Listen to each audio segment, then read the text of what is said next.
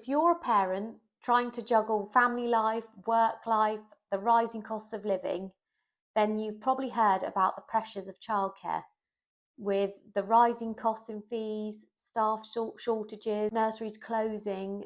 But there is one issue that sits quietly in the background that nobody talks about and has a huge impact on nurseries, and this is business rates. These are taxes that nurseries pay on the buildings that they operate from. And in the UK, some of these bills can reach to £20,000 or more a year. These taxes could be used towards staff wages, keeping fees sustainable, resources for children, but instead, in England, we're still having to pay this. There are places across the UK, such as Scotland, who are given 100% relief on business rates. And in Wales, they are also given business rates relief, saving the sector £3 million a year.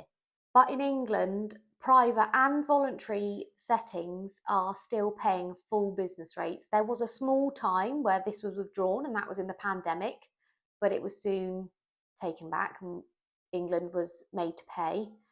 The only exception is settings that are within a school-based settings, because the business rates are absorbed by the Department of Education as they are on school premises. It's crazy to think that a nursery in Cardiff or in Edinburgh is going to be keeping more of its income to go back into the children, whereas a setting in Manchester or in Norwich is having to pay thousands in taxes before even a child walks through the door. I know I started these videos by addressing parents, so why should parents care?